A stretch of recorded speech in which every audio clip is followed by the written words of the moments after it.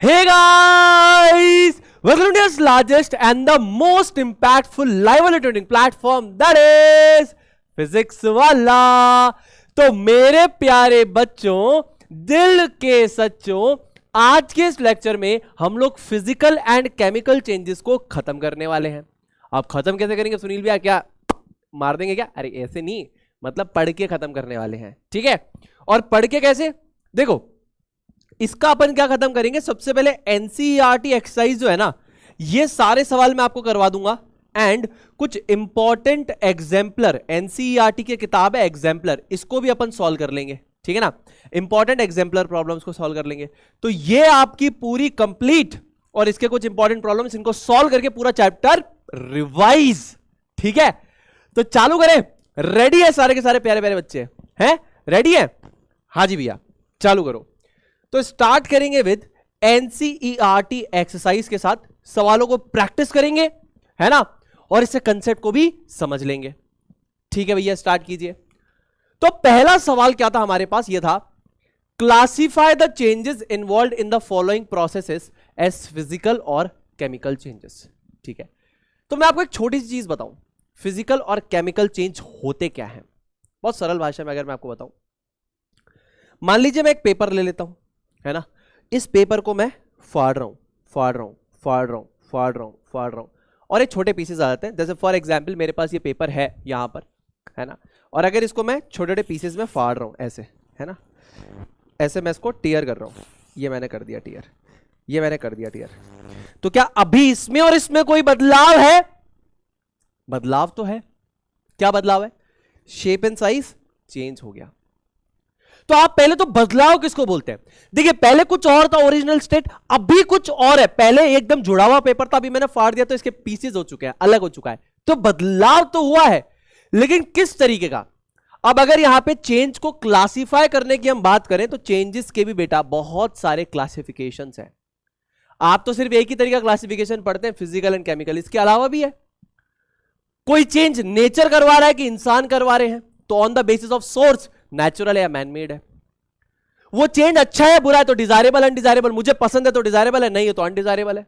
जैसे दही बनाना मुझे अच्छा लगता है, डिजायरेबल चेंज है। अनडिजायरेबल जंग लग जा रही है, ठीक है। स्पीड ऑफ चेंज, कोई तेज होता है स्लो, कोई फास्ट होता है। अब आप लंबे हो रहे हैं तो ये स्लो चेंज है, कोई चेंज बहुत तेज होता है, फटाका जला भूम करके धमाका हुआ, फास्ट चेंज है।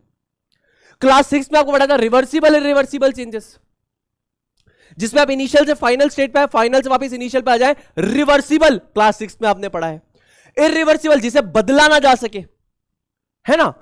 तो ये अलग अलग तरीके का। अब यहां पर आप जो पढ़ रहे हैं फिजिकल एंड केमिकल, ये है कि चेंज इन केमिकल कॉम्पोजिशन के बेसिस पे, यानी सब्सटेंस जिस चीज से बना हुआ है अगर उसमें बदलाव आ जाए तो वो केमिकल चेंज, नहीं है तो फिजिकल चेंज। जैसे पेपर को मैंने फाड़ा, तो अभी भी पेपर था, पहले भी पेपर था। देखिए, अगर यहां पर इसकी बात करूं मैं, तो दोनों पेपर ही है ना, ये भी पेपर ये भी पेपर है, कोई बदलाव नहीं आया केमिकल कॉम्पोजिशन में, केमिकली सेम है दोनों।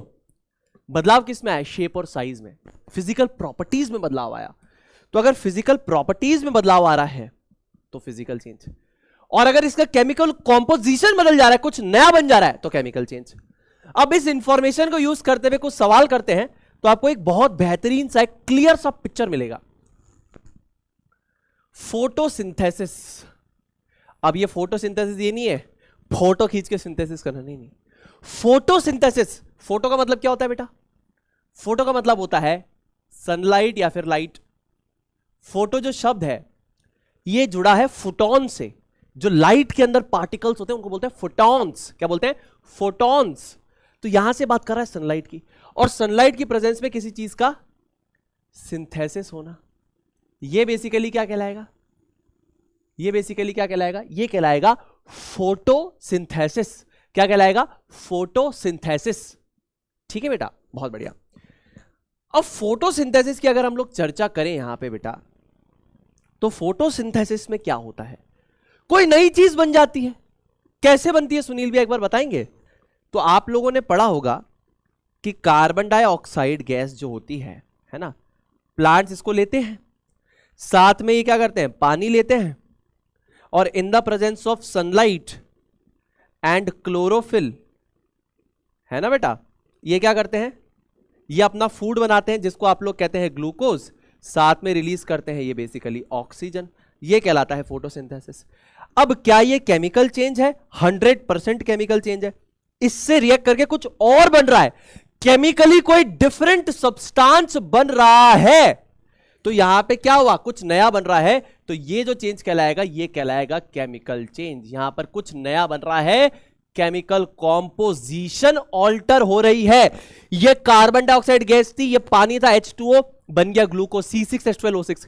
केमिकल कॉम्पोजिशन में बदलाव आया है, साथ में ऑक्सीजन गैस रिलीज हुई। ठीक है। Dissolving sugar in water. अब बताइए मुझे ये किस प्रकार का चेंज होगा? इसमें कोई बदलाव आया क्या? इसमें कोई बदलाव आया क्या? आपने चीनी को पानी में डाल दिया, चीनी और पानी दोनों की प्रॉपर्टीज आपको देखने के लिए मिलेगी। Something new is formed? No, it's just a physical change.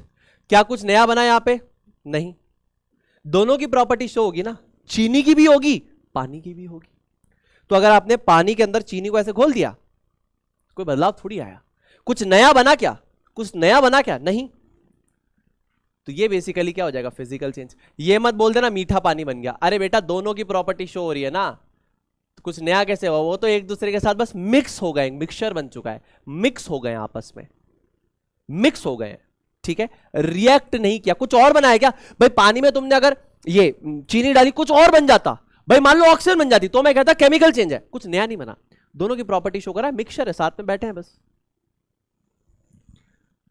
Burning of coal. अब देखो, तुम कोयले को जलाओगे तो तुमको पता लगेगा कि ये केमिकल प्रोसेस है। कोयला क्या है? कोयला अगर हम बात करें तो उसमें कार्बन होता है मेजरली, और वो ऑक्सीजन जो है हवा में उससे रिएक्ट करके क्या बनाता है? अगर अच्छे अमाउंट की ऑक्सीजन होगी तो कार्बन डाइऑक्साइड बनाएगा। क्या बनाएगा? कार्बन डाइऑक्साइड बनाएगा। साथ में निकालेगा हीट एनर्जी, साथ में निकालेगा लाइट एनर्जी, चमक के फॉर्मेट में, ग्लो के फॉर्मेट में लाइट एनर्जी होगी। कोयले को जलाओगे, कोयला चमकेगा, है ना, ऐसा था ना, रेडिश ग्लो आता है उसके अंदर। हाँ, तो कुछ नया बन रहा है क्या? देखो, कार्बन था तुम्हारा सॉलिड स्टेट में, इसने ऑक्सीजन से इंटरेक्ट किया, कार्बन डाइऑक्साइड बनाया, यानी एक गैस बना दी। यहां पे क्या बना दी? एक गैस बना दी। यहां पे सॉलिड स्टेट में था, ऑक्सीजन से इंटरेक्ट करा, एक गैस बना दी, कुछ नया बनाया। ये सिर्फ कार्बन ऑक्सीजन से इंटरेक्ट किया, कार्बन डाइऑक्साइड, बिल्कुल एक नई चीज बना दी। तो ये केमिकल चेंज हो जाएगा 100%। ये किस प्रकार का चेंज हो जाएगा? ये बेसिकली आपका जो है सी वाला जो है, इसकी अगर मैं चर्चा करूं तो सी वाला आपका किस प्रकार का चेंज है? ये आपका केमिकल चेंज हो जाएगा। कैसा चेंज हो जाएगा? ये आपका केमिकल चेंज हो जाएगा। Melting of wax. अब देखिए, मेल्टिंग ऑफ वैक्स, मेल्टिंग का मतलब क्या होता है? कोई चीज सॉलिड स्टेट से लिक्विड बन जाए। भाई तुम चॉकलेट लाए थे, ओहो मस्त चॉकलेट खाएंगे, डेयरी मिल्क खाएंगे, केडाबरी, केडाबरी खाएंगे। जो क्या हुआ केडाबरी का, मान लो यही मेल्ट हो जाती है, तो ऐसी वैक्स के साथ क्या है? वैक्स सॉलिड स्टेट में थी, मेल्ट हो गई, तब भी वैक्स ही रह रही है ना। आप बात समझ रहे हो? रहेगी तो क्या रहेगी? तो वैक्स ही, सॉलिड से लिक्विड स्टेट में आ गई। क्या वो कुछ और बन रही है? वैक्स की जगह कुछ और बन रहा है, तो आपका वो बेसिकली क्या कहलाएगा? Chemical change. Physical state change हो जाए, मतलब सॉलिड से लिक्विड, लिक्विड से गैस, फिजिकल प्रॉपर्टीज चेंज हो जाए, शेप चेंज हो जाए, साइज चेंज हो जाए, तो फिजिकल चेंज कहलाएगा। समझ रहे हो? अगर आपका फिजिकल स्टेट में बदलाव आए, यानी सॉलिड से लिक्विड, लिक्विड से गैस, या इनका इन्वर्ट, ठीक है ना, जैसे कि अगर मैं बोलूं कि सॉलिड से लिक्विड बन जाए, या लिक्विड से गैस बन जाए, या बेसिकली शेप एंड साइज में चेंज आए। ध्यान से सुनना, शेप एंड साइज में चेंज आए, शेप एंड साइज में चेंज आए, तो इस प्रकार के जो चेंजेस होते हैं इनको बोलते हैं फिजिकल चेंजेस। अब इन चेंजेस में कुछ नया नहीं बन रहा है, आप बात को समझिए। नया एज इन कि यहां पे केमिकल कॉम्पोजिशन सेम रहेगी, ये भी वैक्स ही है, ये भी वैक्स ही है, सिर्फ स्टेट चेंज हो गया, सॉलिड से लिक्विड बन गया। हाँ, अगर वैक्स की जगह मान लो कार्बन डाइऑक्साइड बन जाता, वाटर वेपर बन जाता, तो मैं कहता कि ये केमिकल चेंज है। जैसे ये कार्बन और ऑक्सीजन इंटरेक्ट करके कार्बन डाइऑक्साइड बनाया, कुछ और बना दिया। यहां पे वैक्स ही था, यहां पे भी वैक्स है, सॉलिड स्टेट में था, लिक्विड स्टेट में। जैसे बर्फ है, बर्फ अगर सॉलिड स्टेट में तब भी H2O है, लिक्विड स्टेट में तब भी H2O है।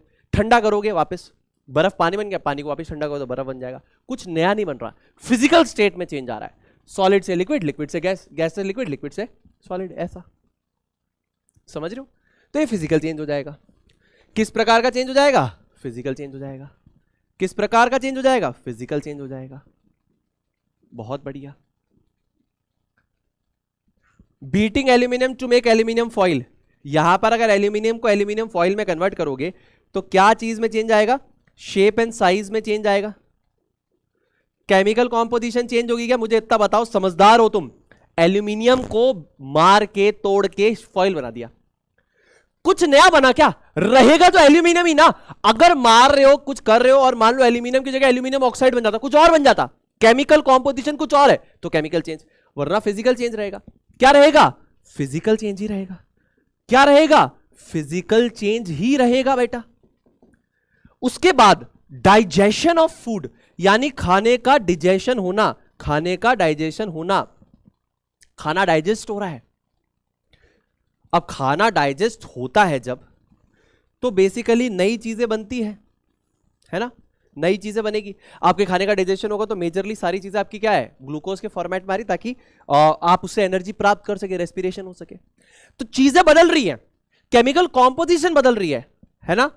जैसे फैट्स फैटी एसिड्स में टर्न ऑन हो रहे हैं, है ना, आपके बेसिकली ग्लूकोज में टर्न ऑन हो रहा है, चीजों का कन्वर्जन हो रहा है। क्यों हो रहा है?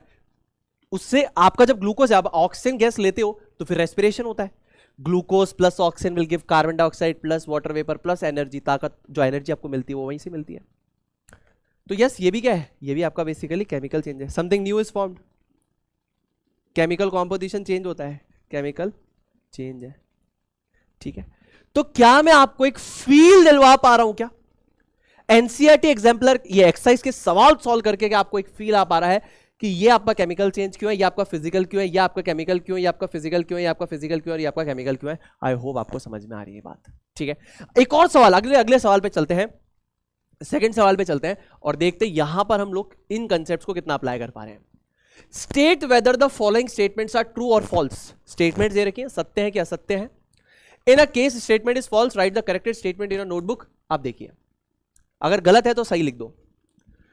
Cutting a log of wood into pieces is a chemical change. अब देखिए ये किस प्रकार का चेंज होगा? It is a physical change, false. आप मुझे एक बात बताइए, उसने बोला मैंने सिर्फ लकड़ी काटी है। अरे भाई लकड़ी काटी है तो फिजिकल चेंज होगा ना, लकड़ी काटी तो है, क्या लकड़ी के अलावा कुछ और बना है? नहीं।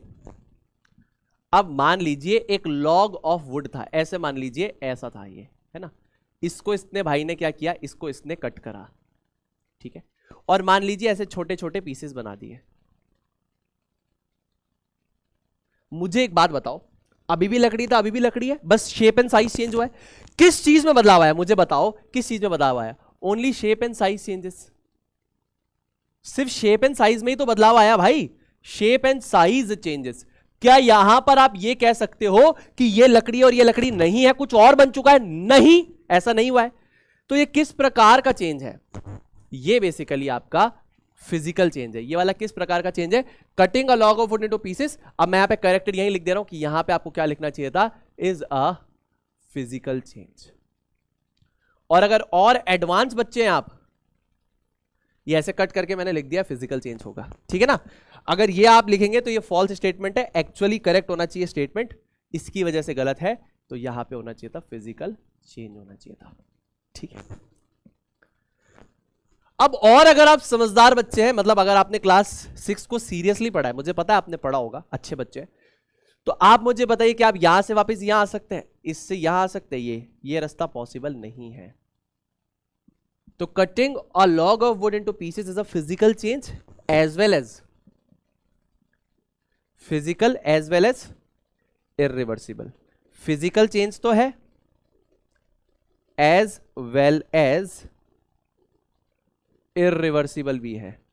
कैसा है? इरिवर्सिबल, यानी आप वापस ओरिजिनल स्टेट पे नहीं दौड़ सकते। इरिवर्सिबल का मतलब अगर आप यहां से यहां गए तो क्या वापस यहां से इस तरफ आ सकते हैं? जैसे फॉर एग्जाम्पल बेटा, आपके पास बर्फ है, बर्फ पिघल गई, पानी बन गई, फिजिकल चेंज। पानी को वापस ठंडा करो, फिर बर्फ बन गई, फिजिकल के साथ रिवर्सिबल है, आप रिवर्ट कर पा रहे हो, आपने एक चीज बदली, आप वापस पहले वाली स्टेट पे ला पा रहे हो, रिवर्सिबल है। क्या यहां पे ऐसा हो रहा है क्या? आप यहां से एक बार इसको काट दो, इससे वापस यहां आके दिखाओ, नहीं आ पाओगे। तो अगर आपने इसको काट के ये किया तो only shape and size changes, ये फिजिकल चेंज है। लेकिन आप यहां से वापस यहां नहीं आ सकते, इरिवर्सिबल है। तो फिजिकल है साथ में इरिवर्सिबल है, फिजिकल है साथ में इरिवर्सिबल है। दूसरे पे चलते हैं। Formation of manures from leaf is a physical change. अब देखिए कुछ नया बन रहा है, केमिकली डिफरेंट चीज है ये। Manures from leaves is a physical change. Leaves का जो आपकी पत्तियां होती है ना, कहती है सूखी पत्तियों को जलाते नहीं है। सूखी पत्तियों को बढ़िया है खड्डा खोद दीजिए, वेजिटेबल की पील्स डाल दीजिए, गाय का गोबर डाल दीजिए, बढ़िया थोड़े दिन रख दीजिए, कंपोस्ट बन जाएगा, एक तरीका का मैन्योर बनेगा।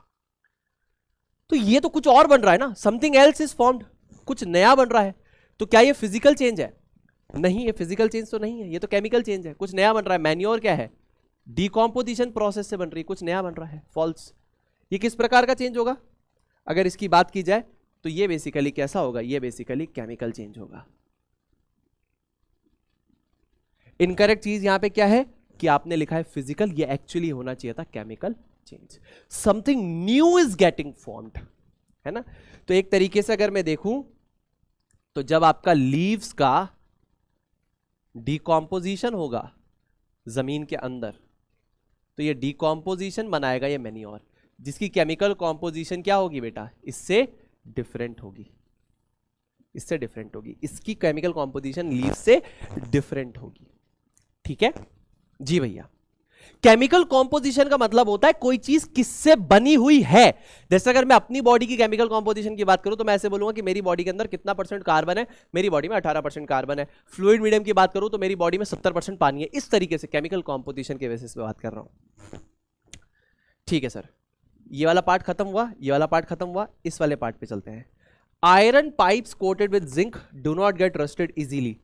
अब देखिए इसमें आपने क्या कर रखा है? एक प्रोटेक्शन लेयर चढ़ा रखी है। पहली बात, आयरन के ऊपर अगर आपने जिंक चढ़ा रखा है तो इसको बोलते हैं गैल्वेनाइजेशन। क्या बोलते हैं? गैल्वेनाइजेशन कहते हैं। ठीक है ना। तो बिल्कुल सत्य स्टेटमेंट है, ट्रू है ना, कि ये आराम से जंग नहीं खाएगा।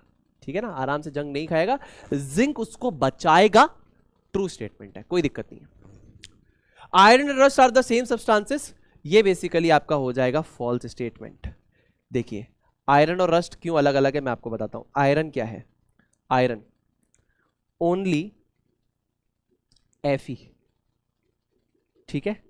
अगर रस्ट की बात करता हूं तो रस्ट क्या होता है? हाइड्रेटेड फेरिक ऑक्साइड होता है। क्या होता है? Hydrated ferric oxide. इसका क्या मतलब हुआ? इसके अंदर सिर्फ Fe है, इसके अंदर है Fe2O3.XH2O। ये इसका फॉर्मूला है जो आपको अभी याद नहीं करना है। मतलब इसके अंदर हाइड्रोजन भी है, इसके अंदर ऑक्सीजन भी है, इसके अंदर आयरन भी है। क्योंकि जब आयरन यानी जो लोहा है इसको नमी मिलती है यानी पानी मिलता है और ऑक्सीजन मिलती है तो ये रिएक्ट करके खुद पे जंग बना लेता है, that is hydrated ferric oxide. तो ये तो बिल्कुल ही असत्य स्टेटमेंट है, बिल्कुल डिफरेंट चीजें हैं। लोहा और जंग बिल्कुल अलग चीज है। ये बेसिकली डिफरेंस आपको मैंने यहां पे बता दिया। ठीक है। इनके कलर में भी डिफरेंस है। इसका जो कलर होता है, इसका जो कलर होता है दैट इज सिल्वरी ग्रे। ठीक है। और इसकी अगर कलर की बात करें तो ये कलर होता है रेडिश ब्राउन। कैसा होता है? Reddish brown. ठीक है। समझ में आ रही क्या बात? आप लोग क्लियरली इसको देख पा रहे हैं? आपको मजा आ रहा है? हाँ जी भैया। Condensation of steam is not a chemical change. तो सही स्टेटमेंट है ना। Condensation of steam is not a chemical change. Yes, it's fine. ये तो फिजिकल चेंज होगा ना। It's not a chemical change, सही है, फिजिकल चेंज होगा। क्यों? अरे स्टीम क्या होती है मुझे बताओ। देखो स्टीम एक तरीके से वाटर वेपर है। ठीक है। अगर तुम इसको करोगे कूल, ठीक है ना, इसको अगर तुम करोगे कूल, इसको अगर करोगे कूल, है ना, और इसको करोगे अगर हीट, तो क्या बनेगा? देखो ध्यान से देखना। ये बेसिकली है तुम्हारा वाटर। ठीक है बेटा। तो स्टीम को ध्यान से देखना बेटा। अगर पानी को गर्म करेंगे तो बनती है स्टीम, स्टीम को ठंडा करेंगे तो बनेगा पानी। एक तरीके से फिजिकल चेंज है। क्यों? ध्यान से समझो। यहां पर भी कॉम्पोजिशन H2O, यहां पर भी H2O। कोई नई चीज बन रही है क्या? H2O ही है दोनों तरफ। कुछ नया बन रहा है क्या? नहीं। Is something new is getting formed? No. तो यहां पे अगर मैं इस चीज की चर्चा करूं, condensation of steam is not a chemical change, तो ये ट्रू स्टेटमेंट ही होगा, इससे कोई दिक्कत वाली बात नहीं है, ये एकदम सत्य स्टेटमेंट है, that is basically true statement, कोई दिक्कत वाली बात नहीं है, क्योंकि ये फिजिकल चेंज है। यहां पे सिर्फ फिजिकल स्टेट ही तो चेंज हो रहा है। अगर यहां पे स्टीम की बात करूं तो ये क्या है, ये गैस का एक फॉर्म है, और ये क्या है, ये बेसिकली लिक्विड का फॉर्म है। तो लिक्विड टू गैस ट्रांजिशन चल रहा है, कुछ नया बन रहा है क्या, एज इन यहां पे भी H2O, यहां पे भी H2O, इनकी केमिकल कॉम्पोजिशन सेम है, आप समझिए H2O H2O ही है, H2O H2O ही है, बस ये क्या है, यहां पे पार्टिकल्स का डिस्टेंस थोड़ा कम होता है, यहां पे डिस्टेंस थोड़ा ज्यादा होता है, सिर्फ इतना डिफरेंस होता है। अगर मैं वाटर के मॉलिक्यूल्स की बात करूं या पार्टिकल्स की बात करूं तो कुछ इस तरीके से है, और स्टीम के जो पार्टिकल्स होंगे वो थोड़े से ज्यादा दूर होते हैं, बस ये डिफरेंस होता है। कुछ नया बन रहा है क्या, नहीं। एज इन नया मतलब अगर ये पार्टिकल H2O है तो ये पार्टिकल्स भी H2O ही होंगे, ऐसा हो कि ये O2 बन जाए या CO2 बन जाए, कुछ और बन जाए, तो मैं कहूंगा केमिकल चेंज है, ठीक है। तो cutting of log of wood into pieces is a chemical change, false, ये फिजिकल चेंज है। फिजिकल के साथ साथ ये इरिवर्सिबल चेंज है। Formation of manure from leaves is a physical change, false, ये केमिकल चेंज है। Iron pipe coated with zinc does not get rusted easily, true, सही, सत्य बात है। Iron rust are the same substances, false, ये मैंने आपको रीजन बता दिया। Condensation of steam is not a chemical change, बिल्कुल सही बात है, ये फिजिकल चेंज है, साथ में रिवर्सिबल भी है, फिजिकल एंड रिवर्सिबल है, फिजिकल एंड रिवर्सिबल है। कैसा चेंज है ये, अगर इसकी चर्चा मैं करना चाहूं आपसे तो ये किस प्रकार का चेंज है, ये बेसिकली है फिजिकल एंड रिवर्सिबल। अब रिवर्सिबल क्यों है आपको समझ में आ रहा है, आप स्टीम से पानी बना सकते हैं एंड देन पानी से वापस स्टीम बना सकते हैं, आई होप आपको समझ में आ रहा है, पानी से स्टीम, स्टीम से पानी, ये बना सकते हैं। समझ में आ रही है क्या बात, क्लियर हो रही है ये बात, समझ में आ रही है बात, चलो। When carbon dioxide gas is passed through lime water, turns lime water milky due to the formation of calcium carbonate। मैं आपको बताता हूं इसमें एक्चुअली होता क्या है। अब ये क्लास 10 में तो अपन है ना कार्बन डाइऑक्साइड का टेस्ट करते हैं, ऐसे लाइम वाटर लेते हैं और उसके अंदर अगर कार्बन डाइऑक्साइड को डाल रहे हैं हम लोग तो वो क्या है, मिल्की हो जाता है, टर्बिड हो जाता है कैल्शियम कार्बोनेट की वजह से। होता क्या है, कैल्शियम हाइड्रोक्साइड है आपका लाइम वाटर, ठीक है बेटा। अब ये जैसे ही कार्बन डाइऑक्साइड गैस से इंटरेक्ट करता है तो ये बेसिकली एक इनसॉल्यूबल सॉलिड बनाता है जिसे आप कहते हैं कैल्शियम कार्बोनेट, एंड साथ में बनाता है ये एक तरीके से पानी। अब ये जो कैल्शियम कार्बोनेट है ये घुलता नहीं है, इनसॉल्यूबल सॉलिड है, ठीक है। मेक्स द सॉल्यूशन टर्बिड और मिल्की, ये सॉल्यूशन को टर्बिड या फिर मिल्की बनाता है, यानी दूधिया बनाता है या धुंधला बनाता है ये आपके इस पर्टिकुलर सॉल्यूशन को। तो कार्बन डाइऑक्साइड गैस को जैसे कैल्शियम हाइड्रोक्साइड यानी लाइम वाटर, ये लाइम विदाउट स्पेस वाटर होता है, किताब में लाइम स्पेस वाटर दे रखा है, मैं बता रहा हूं लाइम विदाउट स्पेस वाटर होता है, तो ये रिएक्ट करके कैल्शियम कार्बोनेट बनाता है साथ में पानी, ये इनसॉल्युबल सॉलिड है, मतलब घुलता नहीं है, और इस वजह से सॉल्यूशन जो है दूधिया या धुंधला दिखता है, ये आपको पता होना चाहिए। The chemical name of baking soda is sodium. वैसे आपको किताब को ही बताना नहीं चाहिए पर अभी बता रहे हैं गलत समय पे, क्योंकि आपको पहले फॉर्मूलेज आने चाहिए तब आपको समझ में आएगा, वरना अभी तो रटना पड़ेगा। सोडियम हाइड्रोजन कार्बोनेट NaHCO3, ठीक है, ये हो जाएगा। 2 methods by which rusting of iron can be prevented are, बहुत सारे मेथड्स हैं। आप बैरियर प्रोटेक्शन ले सकते हैं, जैसे बैरियर में डायरेक्टली लिख देता हूं, बैरियर का नाम क्या है यहाँ पे, पेंटिंग और ग्रीजिंग कर दीजिए। पेंटिंग, ऑयलिंग, ये सेम फिनोमिना है।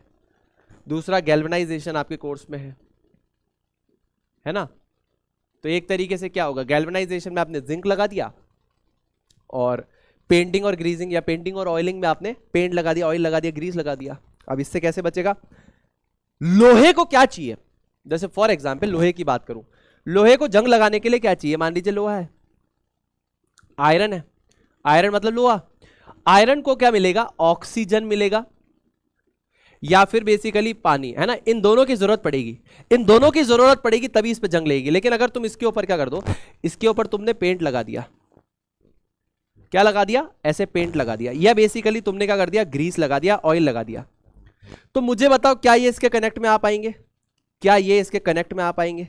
क्या ये इसके कनेक्ट में आ पाएंगे? तो यहां पे तुम्हारा जवाब होगा खत्म, काम नहीं आ पाएंगे। ना तो लोहे को पानी मिलेगा ना ऑक्सीजन मिलेगी। अगर तुमने पेंट लगा रखा है या बेसिकली ऑयल लगा रखा है तो नहीं मिल पाएगा, जंग लगने से बच जाएगा। और अगर नहीं ये नहीं लगाओगे तो दोनों रिएक्ट कर लेंगे इसके साथ और जंग बना लेंगे, है ना। Changes in which only dash properties of substance change are called physical changes. कौन सी प्रॉपर्टीज चेंज होती है? फिजिकल प्रॉपर्टीज चेंज होती है। फिजिकल प्रॉपर्टीज का चेंज होने का क्या मतलब है? यानी कि क्या चेंज होगा?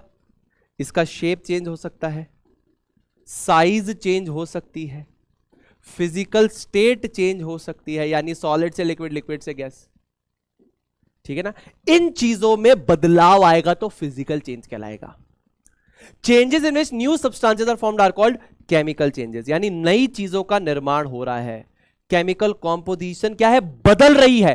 केमिकल कॉम्पोजिशन बदल रही है। ऐसे मत कहना सर पानी गर्म किया स्टीम बन गया कुछ नया बन गया। अरे रहेगा तो वो पानी का ही फॉर्मेट ना, H2O ही है दोनों केसेस में, कुछ नया नहीं है। हाँ अगर H2O को तुमने तोड़ा, हाइड्रोजन और ऑक्सीजन तुमने बनाई, तो मैं कहूंगा कि कुछ नया बना है, केमिकल चेंज है।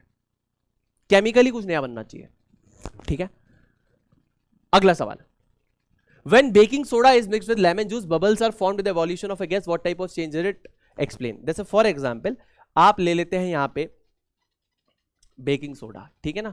अब ये क्या है, क्लास 10th में आपको पढ़ाई जाएगी। मेटल हाइड्रोजन कार्बोनेट और bicarbonate plus acid react करेंगे तो क्या बनेगा। मान लीजिए इसकी रिएक्शन में करवाता हूं आपकी, for example lemon juice, lemon के अंदर बेसिकली होता है citric acid and ascorbic acid. Lemon के अंदर होता है citric acid and ascorbic acid होता है। एस्कॉर्बिक एसिड और कुछ नहीं है, विटामिन सी है, ठीक है। तो ये रिएक्ट करके क्या बनाएंगे इसके साथ, ये रिएक्ट करके बनाएंगे इसके साथ salt plus water plus carbon dioxide.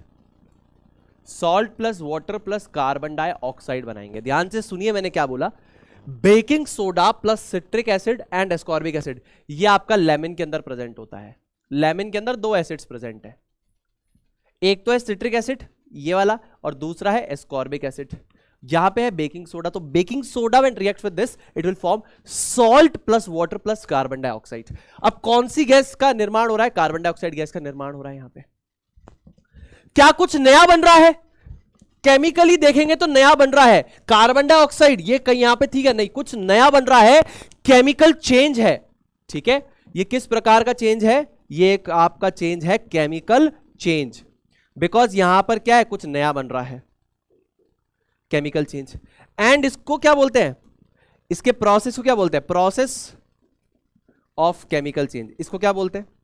Process of chemical change को मेरे प्यारे बच्चों बोलते हैं केमिकल रिएक्शन। क्या बोलते हैं? Chemical reaction.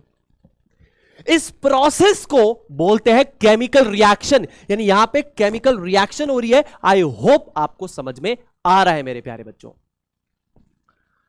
चलिए अब बच्चा लोग तो बोलेंगे बढ़िया मजा आ गया। तो जब भी आपको समझ में आए, मजा आ जाए, तो चैट बॉक्स में आए भैया आप लिख देंगे और आए भैया आगे ढेर सारा आप लोग प्यार लगा देंगे मेरे प्यारे बच्चों। और आई होप अभी तक आपको सब कुछ समझ में आ रहा है, मजा आ रहा है।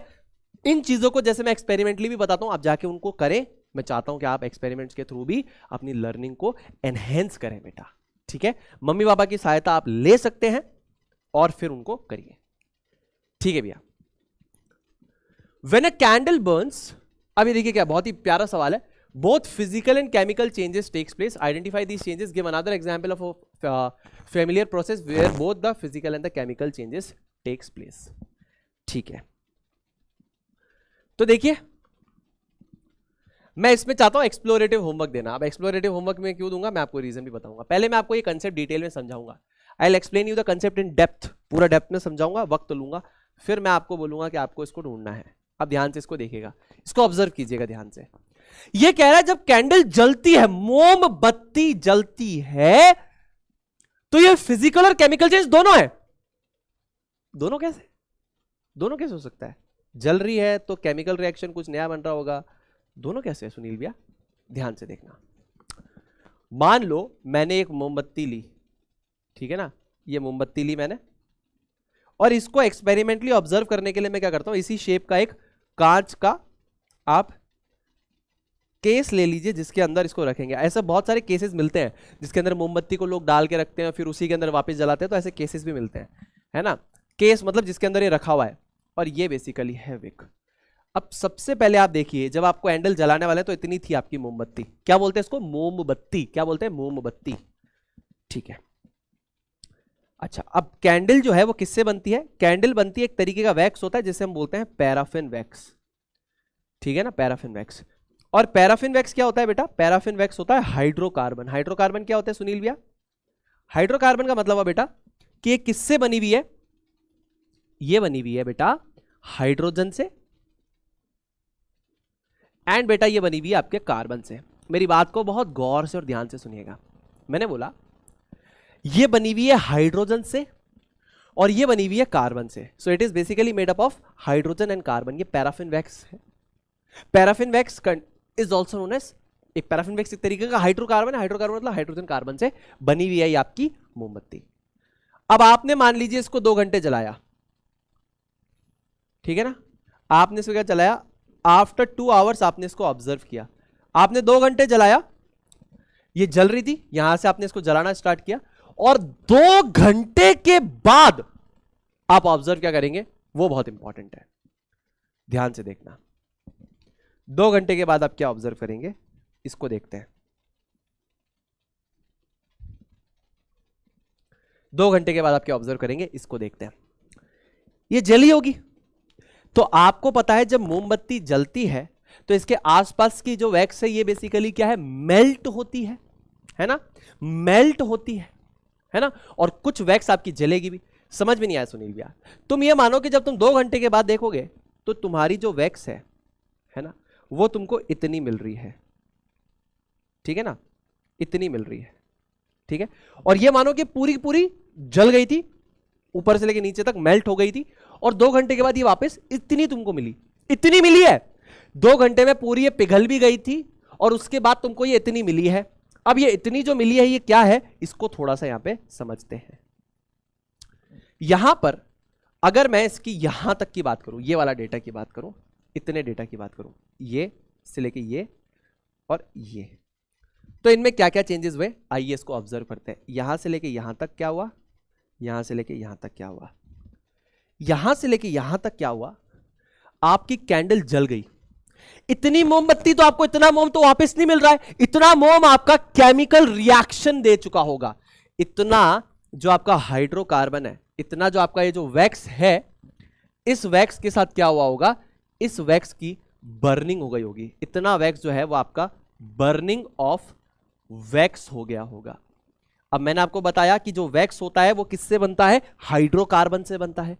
तो एक्चुअल में यहां पे क्या हुआ होगा कि आपका जो हाइड्रोकार्बन है इसको हवा में प्रेजेंट ऑक्सीजन गैस मिल गई होगी, और इसने जल के क्या बनाया होगा, हाइड्रोजन और ऑक्सीजन मिलके बनाते हैं पानी, और कार्बन और ऑक्सीजन मिलके बनाते हैं कार्बन डाइऑक्साइड, है ना।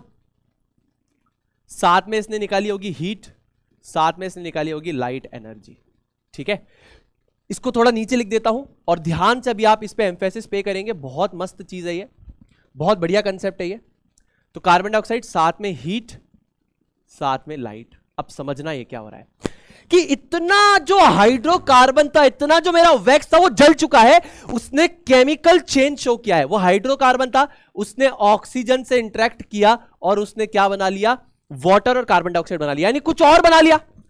भाई ये जो हाइड्रोकार्बन था इतना, इसने ऑक्सीजन के साथ इंटरेक्ट करके वाटर और कार्बन डाइऑक्साइड बनाया, कुछ और बनाया, यानी किस प्रकार का चेंज है, सरल सी बात है, केमिकल चेंज है। अच्छा, इतना जो वैक्स था वो मेल्ट हुआ होगा और मेल्ट होकर वापस सॉलिडिफाई हुआ। इतना जो वैक्स था, ठीक है, उस वैक्स के साथ क्या हुआ होगा, वो पूरा मान लो मेल्ट हुआ था, मेल्टिंग एंड सॉलिडिफिकेशन, ठीक है। इतने वैक्स का मेल्टिंग एंड सॉलिडिफिकेशन हुआ होगा। जो इतना पार्ट है, ये वाला जो पार्ट है, मेल्ट करके वापस, इतना मेल्ट करके वापस सॉलिडिफाई कर गया होगा। तो आपको ये बात आई होप समझ में आ रही है कि इतने का तो बर्निंग हुआ और इतने का मेल्टिंग एंड सॉलिडिफिकेशन हो गया होगा, मतलब मेल्ट करके वापस सॉलिडिफाई हो गया होगा। आई होप आपको ये बात समझ में आ रही है। तो ये किस प्रकार का चेंज है, यहां पे ये जो चेंज है ये बेसिकली है फिजिकल चेंज। किस प्रकार का चेंज है, फिजिकल चेंज है। यानी ये जो है सॉलिड से लिक्विड स्टेट में होगा, लिक्विड से वापस सॉलिड हो गया होगा। वैक्स आपका लिक्विड बना होगा, लिक्विड से वापस सॉलिड हो गया होगा। यहां पे क्या हुआ होगा, आपका जो वैक्स है वो बेसिकली सॉलिड से, आपका जो वैक्स है वो बेसिकली आया होगा लिक्विड स्टेट में और लिक्विड से वापस सॉलिड बन गया होगा। एक तरीके से सिर्फ फिजिकल स्टेट में बदलाव आया है, यानी कि मेल्टिंग हो गई और सॉलिडिफिकेशन हो गया। आई होप आपको ये बात समझ में आ रही है। ठीक है, अब मैं आपको एक होमवर्क देता हूं, जो मेरा फेवरेट होमवर्क है, जो मैं देता ही देता हूं, और मुझे चाहिए इसका आंसर चैट बॉक्स के अंदर। अब मैंने आपको ये कंसेप्ट डिटेल में समझाया, समझा लिया, अग्री कर रहे हो?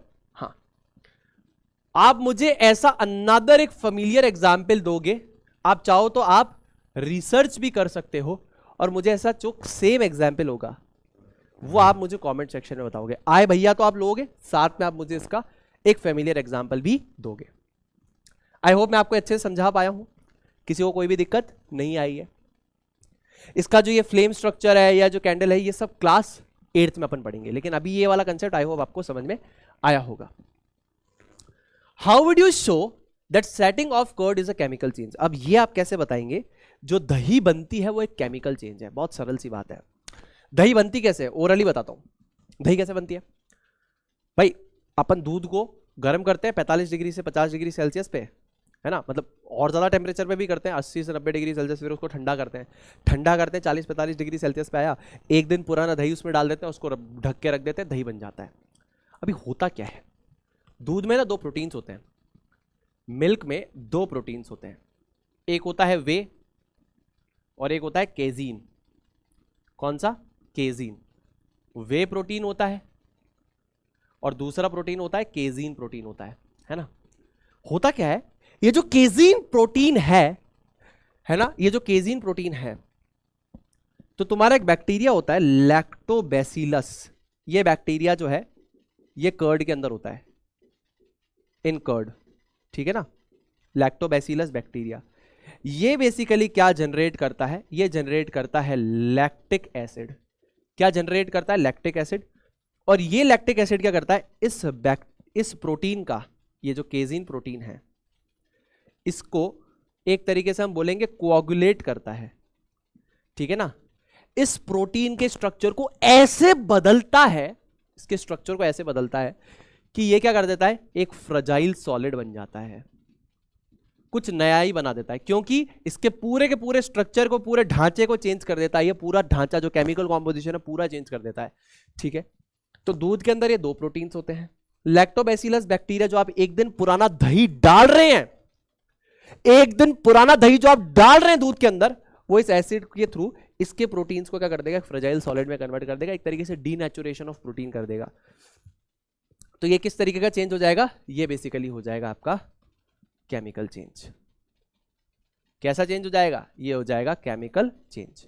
अब आप इसको अपनी ओन लैंग्वेज के अंदर भी लिख सकते हैं, ठीक है ना। That milk contains 2 proteins, whey protein and casein protein. When we are adding a 1 day old curd to the milk, so the lactobacillus bacteria present in the curd will release the lactic acid that in turn will coagulate या denatures the casein protein and forms a fragile solid that is basically known as curd यानी दही। Simple सी बात, ठीक है। अगला सवाल पे चलते हैं, फटाफट से देखना एक बार। Why burning of wood and cutting it into small pieces are considered two different types of changes? अब देखो सिंपल सी बात है, मान लो ये लकड़ी है, ठीक है, इसको तुमने क्या किया, इसको तुमने किया बेसिकली कट, ठीक है, और कट किया और छोटे छोटे पीसेस बना लिए, ठीक।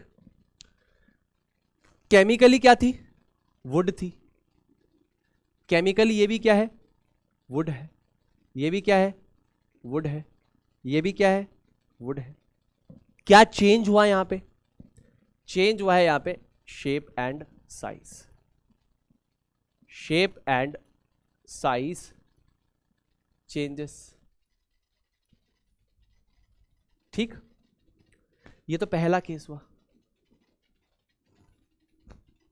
ठीक, तो इसके अंदर क्या हो रहा है बेसिकली, अगर आप यहां पे ध्यान से देखें तो इस केस में यहां पे क्या हो रहा है, इस केस में यहां पे शेप एंड साइज में बदलाव आ रहा है।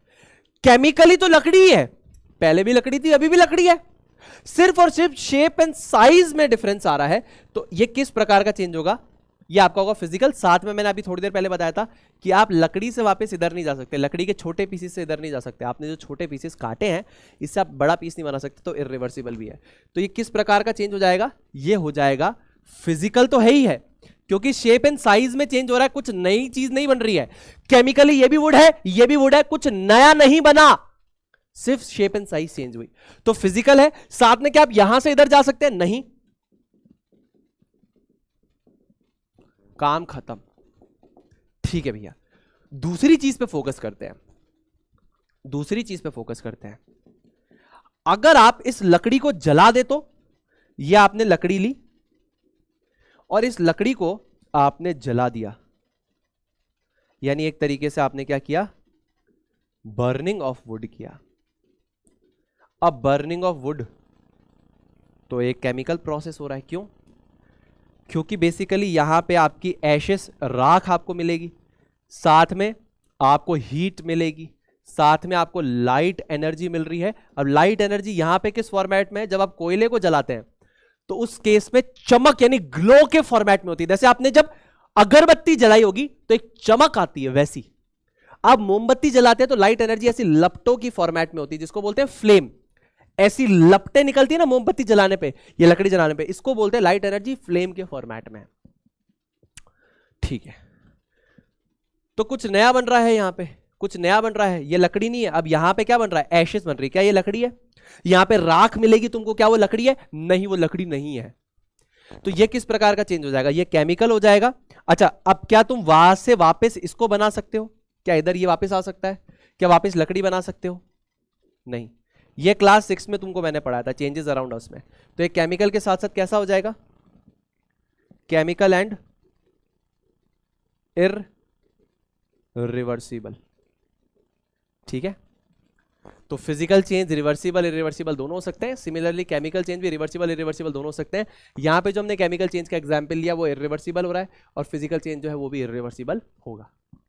ठीक है, चलिए, explain how the crystals of copper sulphate are prepared. अभी एक्चुअली जो है क्रिस्टलाइजेशन टेक्निक है जो कक्षा 9वीं के अंदर आप लोग पढ़ते हैं। ठीक है, बट मैं आपको इसका हल्का हल्का एक आइडिया दे दूंगा। ठीक है ना, आइए मैं आपको एक इसका हल्का हल्का आइडिया दे दूंगा, that how the crystals of copper sulphate are prepared. Copper sulphate के क्रिस्टल्स किस तरीके से प्रिपेयर होते हैं मैं आपको समझाता हूं, आ जाइए। तो मान लीजिए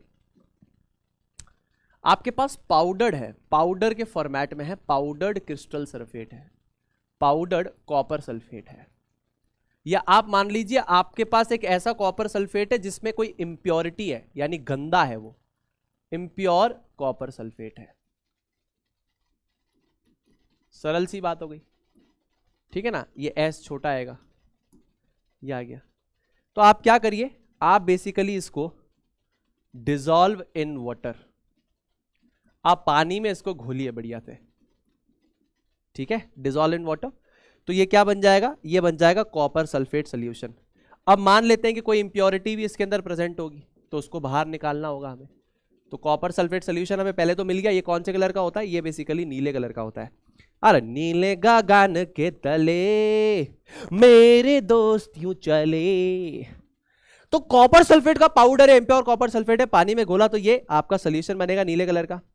ठीक है, अब आप क्या करिए, एक फिल्टर पेपर आता है, जैसे घर में चाय की छन्नी होती है ना, चाय डालते हो तो छन्नी के अंदर तो बेसिकली चाय पत्ती रह जाती है, नीचे चाय आ जाती है, वैसे एक फिल्टर पेपर लगाओ। क्या लगाओ, एक फिल्टर पेपर लगाओ, फिल्टर पेपर लगाओ। ठीक है, तो फिल्टर पेपर लगाओ और छान दो। तो एक बीकर में आपने बनाया होगा, दूसरे बीकर में डालने से पहले फिल्टर पेपर लगा के इसको छान दो। कॉनिकल फ्लास्क लगाया, फिल्टर पेपर लगाया, छान दो, ताकि कोई अगर तैरने वाली गंदगी हो, तैर रही हो जो गंदगी या मिट्टी या कुछ भी ऐसी, तो हट जाएगी। Filter paper to remove suspended impurities, to remove insoluble यानी जो ना घुले, इनसॉल्यूबल एंड सस्पेंडेड इंप्योरिटीज। समझ रहे हो? यानी ऐसी गंदगी जो इनसॉल्यूबल हो, तुम अभी डायरेक्टली इनसॉल्यूबल लिख लो, ज्यादा तुम रिलेट कर पाओगे इससे।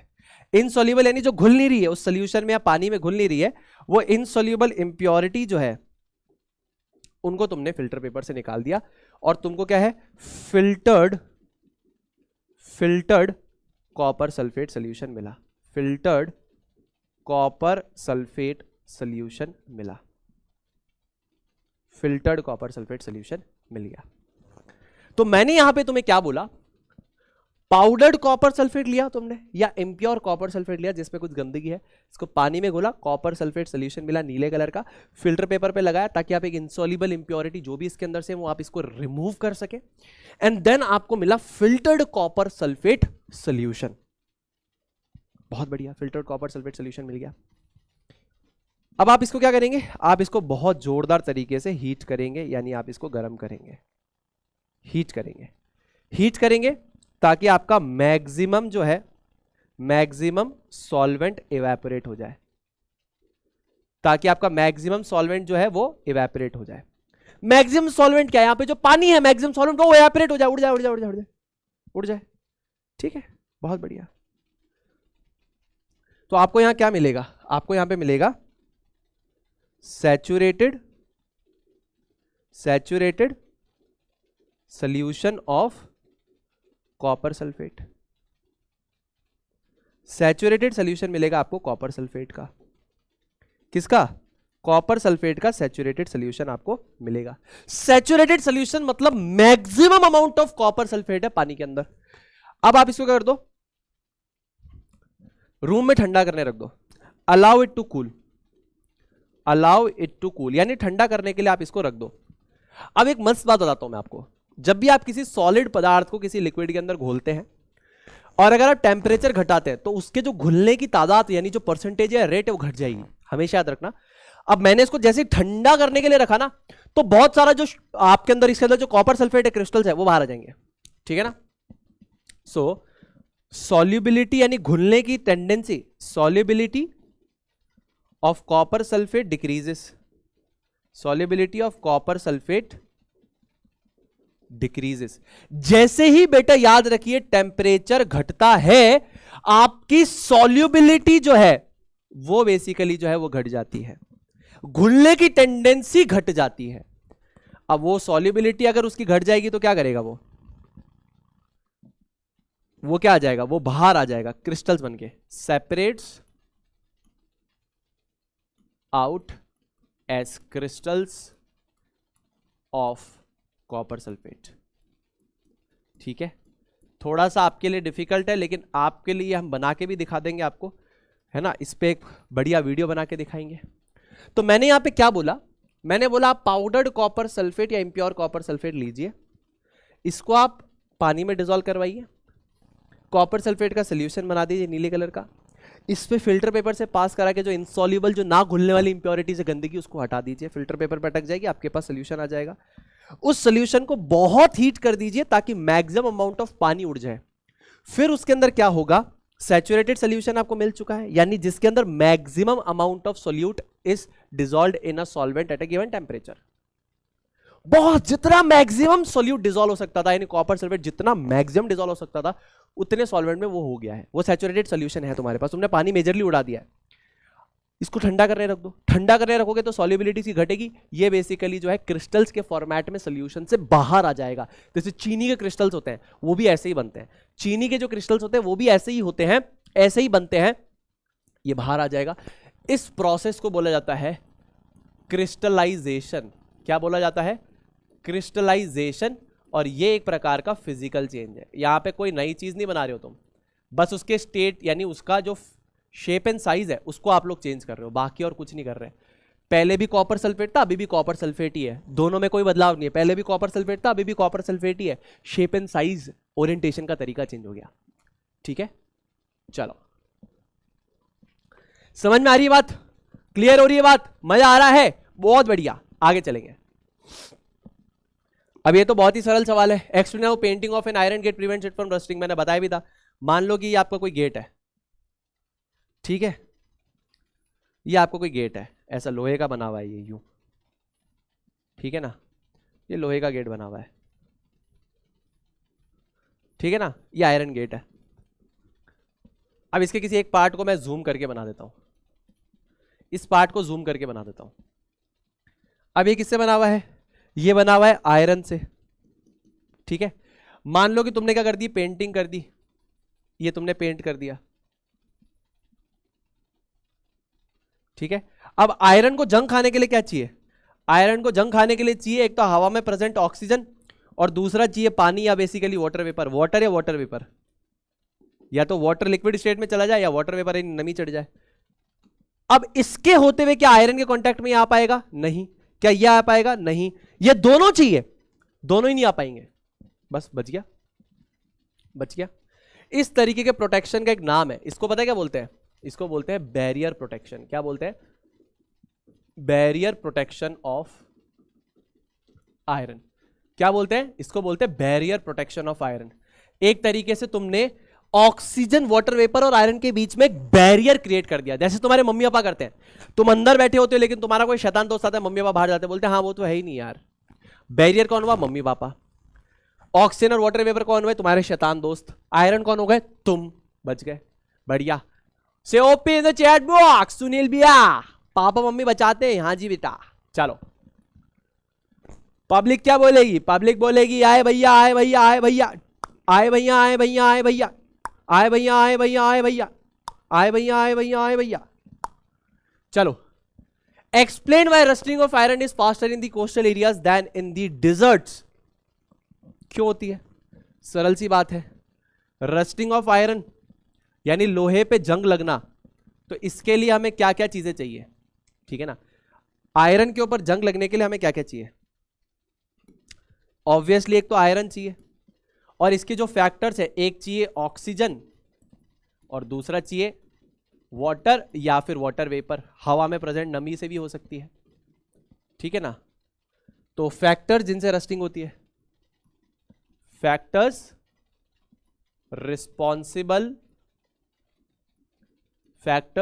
Responsible for rusting. कौन कौन से फैक्टर्स हैं? ऑक्सीजन है, वाटर या वाटर वेपर है।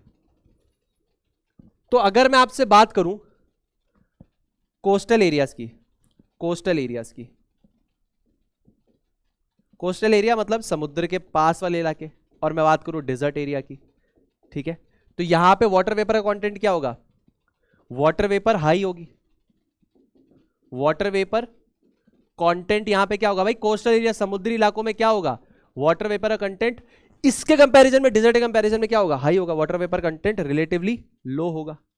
अब मुझे बताओ, जंग ज्यादा लगने के चांसेस कहां है? कोस्टल एरिया या बेसिकली तुम्हारा desert area? Obviously coastal area, ठीक है। So explain why rusting of iron objects is faster in coastal areas than in deserts. क्योंकि जो आपके फैक्टर्स है, देखिए ऑक्सीजन तो दोनों तरफ ही सेम रहेगी, oxygen content same, oxygen same same, है ना, लगभग सेम ही रहेगी, 20.95% दोनों तरफ, है ना। ऑक्सीजन तो सेम है, वाटर वेपर कंटेंट यहां पे ज्यादा, यहां पे कम है। तो यहां पे क्या, देखो जंग लगने के लिए ऑक्सीजन चाहिए, वाटर वेपर चाहिए, ये तो सेम है। ये यहां पे ज्यादा, यहां पे कम है, यहां पे ज्यादा है, तो यहां पे जंग लगने के चांसेस जो है वो ज्यादा है। अरे समझ रहे हो क्या? ये बात समझा पा रहा हूं क्या? जहां पे नमी ज्यादा होगी, ये क्या है? वाटर वेपर, यानी एक तरीके से हिंदी में बोलूं तो नमी, नमी हवा में मौजूद नमी की बात हो रही है। नमी जो है या ज्यादा होगी या कम होगी, बात खत्म। सॉर्टेड है, क्लियर है, समझा पा रहा हूं, मजा आ रहा है? आगे ले, आगे चले, आगे चले, तले तलो तलो। The gas we use in kitchen is called liquefied petroleum gas in the cylinder as it exist as liquid, ठीक है ना। When it comes out from the cylinder, it becomes a gas change A. तो देखो वो liquefied petroleum gas gas बन जाती है, LPG, ठीक है ना। वो लिक्विड से जब वो बाहर आती है तो वो क्या बन जाती है? वो बन जाती है गैस। जब आप लो प्रेशर कर दोगे, जब वो बाहर आती है तो प्रेशर कम हो जाता है, इस वजह से गैस बन जाती है। और आप हाई प्रेशर कर दोगे तो वापस लिक्विड बन जाएगी, है ना। तो वो क्या हो जाएगी, अगर वो लिक्विफाइड पेट्रोलियम गैस है तो वो ओनली पेट्रोलियम गैस बन जाएगी। क्या बन जाएगी, पेट्रोलियम गैस। बात समझ रहे हो, बात समझ रहे हो। तुम्हारे जो सिलेंडर के अंदर गैस है वो सिलेंडर में बहुत हाई प्रेशर पे बंद है, इसीलिए लिक्विड फॉर्मेट में है। बताऊंगा मैं क्लास 9 में लिक्विफेक्शन के तरीके। बाहर आती है एटमॉस्फेरिक प्रेशर पे, वो गैस बन जाती है, ठीक है। तो एलपीजी लिक्विड फॉर्मेट से गैस में जाती है, हाई लो प्रेशर करोगे तो ये बन जाएगी, हाई प्रेशर करोगे बन जाएगी। फिजिकल चेंज है, कुछ नया नहीं बन रहा है। क्या केमिकल कॉम्पोजिशन में कोई बदलाव आ रहा है, लिक्विड से गैस बन रही है, गैस से लिक्विड बन रही है, फिजिकल स्टेट चेंज हो रहा है, फिजिकल चेंज है, कुछ नया नहीं बन रहा। क्या यहां पे कुछ केमिकली नया बन रहा है, नहीं, फिजिकल बदलाव है, फिजिकल स्टेट में चेंज है। ये आपका चेंज ए है। ये कैसा चेंज है, फिजिकल चेंज है, ठीक है। Then it burns change B, तो चेंज बी क्या है, चेंज बी क्या है, चेंज बी, चेंज बी क्या होता है बेटा, चेंज बी है बर्निंग ऑफ एलपीजी। तो बर्निंग ऑफ एलपीजी क्या है, कुछ नया बन रहा है क्या सुनील भैया, बिल्कुल नया बनेगा। यहां पे ये हाइड्रोकार्बन ही है, जैसे तुम्हारा वैक्स हाइड्रोकार्बन था, ये भी एक तरीके का हाइड्रोकार्बन है। और इसके अंदर बेसिकली क्या बनेगा, carbon dioxide gas, water vapour gas, heat और लाइट, ठीक है। तो ये क्या हो जाएगा, ये आपका हो जाएगा एक तरीके से chemical change,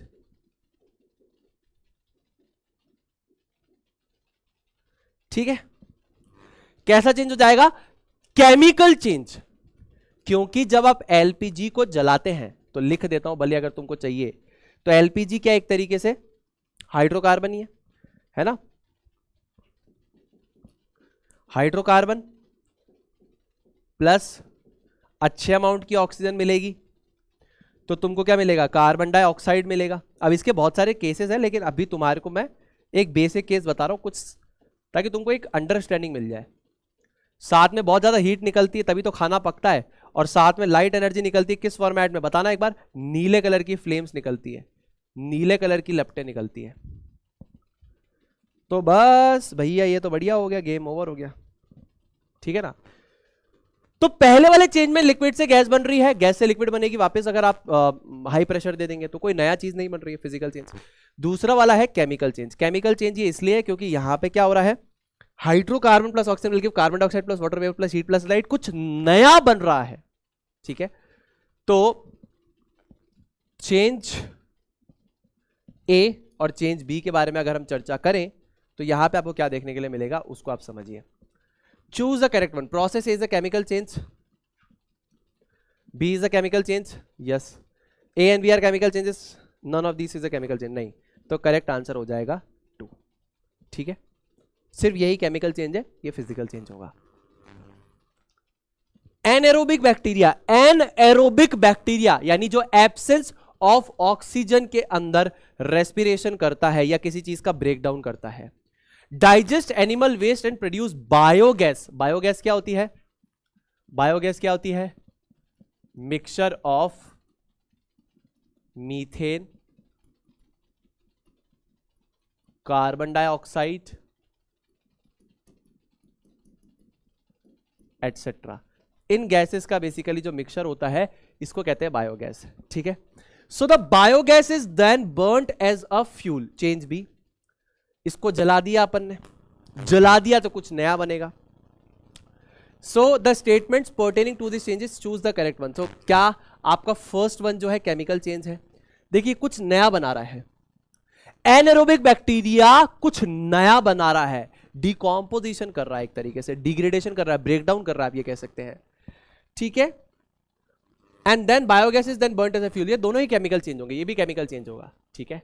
so is a chemical change, chemical change, both are chemical changes, दोनों ही केमिकल चेंज है, दोनों में कुछ ना कुछ नया बनेगा, ठीक है। समझ में आ गया। तो आई होप यहां तक सबको समझ में आ रहा है। बढ़िया से आए भैया इनटू द चैट बॉक्स आप लोग लिख देंगे आए भैया, और एक जो होमवर्क दिया था वो आप लोग जरूर से कंप्लीट करके चैट बॉक्स में मुझे बताएंगे। आए भैया के साथ ढेर सारा प्यार। अब बात करेंगे some important NCERT exemplar problems के बारे में। कुछ इंपॉर्टेंट एनसीईआरटी एग्जाम्पलर प्रॉब्लम्स को सॉल्व करेंगे, ठीक है? हाँ जी भैया, चलो चालू करते हैं। Melting of wax is a change where solid changes to liquid state. Give one more such change where do you observe in your surroundings. यानी ये कह रहा है मेल्टिंग ऑफ वैक्स एक कैसा चेंज है जिसमें कोई चीज सॉलिड से लिक्विड बनती है। दूसरा एग्जाम्पल यार बहुत ही सरल सा एग्जाम्पल है, मेल्टिंग ऑफ आइस, ठीक है? ये सॉलिड स्टेट में होता है, हल्का सा ही रूम टेम्परेचर पे रख दो, हीट कर दो तो ये वाटर बन जाता है, ये बेसिकली लिक्विड स्टेट में आ जाता है। इसको फिर से कूल कर दो तो ये बेसिकली क्या है, आइस बन जाएगा। इधर ओनली आइस लिख दो, ठीक है? ठीक है ना? So melting of wax is basically a change where a solid changes into liquid state. Give one more change. तो एक तरीके से मेल्टिंग ऑफ आइस, पर ये एक रिवर्सिबल प्रोसेस भी है, ठीक है ना? इसलिए मैंने बता दिया, दोनों केसेस बता दिए कि इसको गर्म किया, आइस को ये रूम टेम्परेचर पे रखा तो पानी बन जाएगा, ठंडा कर दिया तो वापस बर्फ बन जाएगी। किस प्रकार का चेंज है? फिजिकल चेंज तो है ही है, क्योंकि कुछ नया नहीं बन रहा है। नया का मतलब है कि कोई केमिकल कॉम्पोजिशन में बदलाव नहीं आ रहा है। दोनों क्या है, केमिकल कॉम्पोजिशन दोनों की सेम रहेगी, एंड रिवर्सिबल भी है। आप बार बार इनमें बदलाव ला सकते हैं, खत्म काम, ठीक? सरल सवाल था, कोई डिफिकल्ट नहीं था। अगला सवाल, lime water turns milky on passing carbon dioxide gas into it. Bubbles are produced when acetic acid is added to the solution of sodium hydrogen carbonate. अभी बताया था ये तो। Lime water turns milky, lime water क्या होता है आपका? Calcium hydroxide होता है, ठीक है ना? तो कैल्शियम हाइड्रोक्साइड में से आप कार्बन डाइऑक्साइड गैस को अगर पास करेंगे तो वो बेसिकली क्या बनाएगी? It will form calcium carbonate. क्या बनाएगी? Calcium carbonate. प्लस बेसिकली क्या बनेगा? प्लस बनेगा पानी। अब ये जो है इनसॉल्यूबल सॉलिड है, घुलता नहीं है, इस वजह से पानी के अंदर अपनी प्रेजेंस बना के रखता है। ये बेसिकली सॉल्यूशन को मिल्की और टर्बिड बना देता है, मिल्की और टर्बिड सॉल्यूशन, ठीक है? मिल्की या फिर टर्बिड सॉल्यूशन ये बना लेता है, ठीक? समझ में आ गई बात? क्लियर हो गई बात? समझ में आ रही है बात? क्लियर हो रही है बात? समझ में आ रही है? ठीक है, बहुत बढ़िया। ये हो जाएगा हमारा ए पार्ट। बी पार्ट पे चलते हैं। Bubbles are produced when acetic acid is added to a solution of sodium hydrogen carbonate, यानी बेकिंग सोडा। ये बेकिंग सोडा है, क्या है? ये इसके बीच में एक तो स्पेस आएगा, इसको ऐसे लिखोगे आप, सोडियम। ये किताब में एनसीईआरटी एग्जाम्पलर में ही गलत लिखा हुआ है, सोडियम हाइड्रोजन कार्बोनेट, ऐसा स्पेस आएगा, ठीक है ना? तो ये एक तरीके से क्या है, इसका कॉमन नेम क्या है जो आम जनता को पता है, उसको कहते हैं बेकिंग सोडा। क्या बोलते हैं बेटा? Baking soda. अब ऐसी सेम रिएक्शन मैंने अभी आपको थोड़ी देर पहले बताई थी, baking soda plus acetic acid, या आप क्या कर सकते हैं, और diluted form of acetic acid. इसकी डाइल्यूटेड फॉर्म आती है, उसको बेसिकली हम लोग है ना कॉमन भाषा में कहते हैं विनेगर। क्या कहते हैं? विनेगर। हिंदी में कहते हैं इसको सिरका। क्या बोलते हैं? सिरका। तो आप बेकिंग सोडा और विनेगर लेके आप लोगों ने बनाया होगा, वोल्केनो बनाया होगा, है ना? ये विनेगर, ये रहा, ये आप लोग क्या करते हैं नूडल्स वगैरह में इस्तेमाल करते हैं, ऐसा नूडल्स के, है ना? तो इसको कहते हैं विनेगर या फिर सिरका। तो ये क्या बनाएगा? ये बनाएगा आपका सॉल्ट, प्लस ये बनाएगा वाटर, प्लस ये बनाएगा कार्बन डाइऑक्साइड गैस। इस गैस के आपको बबल्स देखने के लिए मिलते हैं। आप घर जाके कर सकते हैं, मम्मी को बोलना मम्मी बेकिंग सोडा दो, और आप विनेगर उसमें डाले, बलून ऊपर रख दें, बलून फूल जाएगा। एक बॉटल लीजिए, उसमें बेकिंग सोडा डालिए, फिर उसके अंदर विनेगर डाल दीजिए, या पहले काम करिए बॉटल लीजिए, उसमें विनेगर डाल के रखिए, फिर एक बलून लीजिए, उसके अंदर बेकिंग सोडा डाल दीजिए, उस बॉटल के ऊपर बलून को लगाइए और बलून को ऐसे सीधा कर दीजिए। बलून के अंदर जो बेकिंग सोडा नीचे गिरेगा, रिएक्शन होगी, बलून फूल जाएगा, ठीक है? बहुत बढ़िया, बहुत बढ़िया। चलिए आगे चलते हैं। Give two examples for each of the following cases. Physical changes which are reversible. Physical changes which are reversible, तो मेल्टिंग ऑफ वैक्स, वैक्स आपका लिक्विड स्टेट में चला गया, वापस सॉलिड स्टेट में भी आ सकता है। मेल्टिंग ऑफ आइस, आइस आपका पानी बन जाएगी और पानी आपका बर्फ बन सकता है वापस। ऐसे बहुत सारे एग्जाम्पल हो सकते हैं। Condensation of steam, boiling of water, ये तो वापस कन्वर्टिबल चेंजेस हैं सारे के सारे। Physical changes which are not reversible, अभी बताया था, cutting wood into wooden logs, cutting wood logs into small pieces, लकड़ी को स्मॉल पीसेस में काट दो, वापस ला पाओगे? नहीं। कटिंग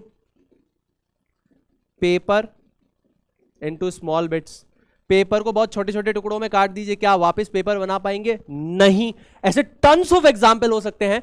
अब ये जो है फिजिकल चेंज है, लेकिन साथ में क्या रिवर्सिबल है, इसमें कोई नई चीज नहीं बन रही है, सिर्फ फिजिकल स्टेट जैसे यहां पे चेंज हो रही है, यहां पे शेप एंड साइज चेंज हो रहा है, शेप एंड साइज चेंज हो रहा है, ठीक है, कोई नई चीज नहीं बन रही, शेप एंड साइज चेंज हो रहा है।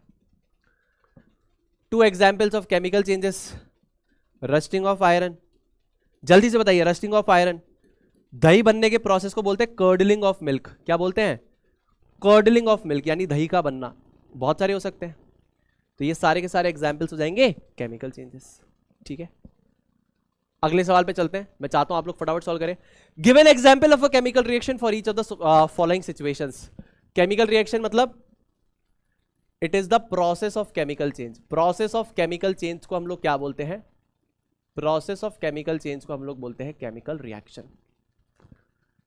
सो a change in which colour is observed, a change in colour is observed, एक ऐसी केमिकल रिएक्शन जिसमें कलर के अंदर एक बदलाव देखने के लिए मिलता है, ठीक है। मान लीजिए आपके पास है आयरन, आयरन होता है सिल्वरी ग्रे कलर का, ये एयर में प्रेजेंट ऑक्सीजन से और वाटर वेपर या बेसिकली वाटर से इंटरेक्ट कर लेता है, वाटर वेपर या वाटर से इंटरेक्ट कर लेता है और बनाता है आपका रस्ट, ठीक है। क्या बनाता है बेसिकली? ये आपका बनाता है रस्ट। ये कौन से कलर की होती है? रेडिश ब्राउन कलर की होती है। कौन से कलर की होती है? रेडिश ब्राउन कलर की होती है। तो ये होती है सिल्वरी ग्रे, टर्न होती है रेडिश ब्राउन कलर के अंदर। कलर चेंज आया? हाँ जी भैया। केमिकल चेंज है? हाँ जी भैया, कुछ नया बन रहा है। ये क्या है? इस रिएक्शन का नाम हम देंगे रस्टिंग ऑफ आयरन, मतलब आयरन के ऊपर जंग लगना।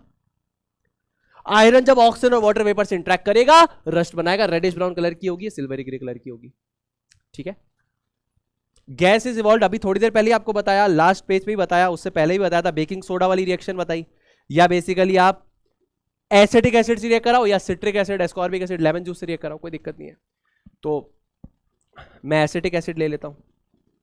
अब ये जो सॉल्ट बनेगा, आपके कोर्स में नहीं इसका नाम, वरना मैं बता देता, ये जो सॉल्ट बन रहा है इसका नाम salt plus water plus carbon dioxide, ये गैस बन रही है इसके अंदर। कौन सी? ये बेसिकली क्या बन रही है? ये गैस बन रही है, ठीक। तीसरी, sound is produced, burning of fire crackers,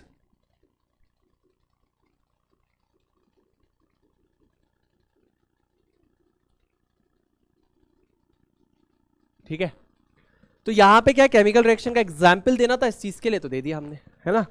तो sound is produced, burning of fire crackers, in this the sound energy will also be produced, explosive combustion होगा, आवाज प्रोड्यूस होगी, ठीक है ना। अब इसकी वर्ड इक्वेशन हम लिख नहीं सकते हैं, अभी अपने कोर्स में नहीं है, इनकी वर्ड इक्वेशन हमने लिख दी है। आई होप आपको ये समझ में आ गया है। तो बच्चा लोग बहुत बहुत धन्यवाद। आई होप इस सेशन को देखने के बाद आपके दिमाग में एक डिफरेंट पिक्चर आई है, कुछ चीजें आप सोच पा रहे हैं, आपको मजा आ रहा है। एक बार फिर से चैप्टर पढ़ के इन सवालों को सॉल्व करिएगा, कुछ एक्स्ट्रा आपको जानने के लिए मिलेगा, कुछ मजा भी आएगा और आपके अंदर एक एक्सप्लोरेटिव माइंडसेट भी डेवलप होगा, ठीक है। तो जो मैंने होमवर्क दिया है वो आना चाहिए, अगर आपको पसंद आ रहा है तो आए भैया, साथ में हर्ट एंड देन आपका होमवर्क का आंसर, ठीक है। तो आप मिलते हैं अगले सेशन में, तब तक के लिए अपना ध्यान रखिए, खुश रहिए, stay healthy, stay awesome and always say जय जय फिजिक्स वाला, जय हिंद, जय भारत, वंदे मातरम।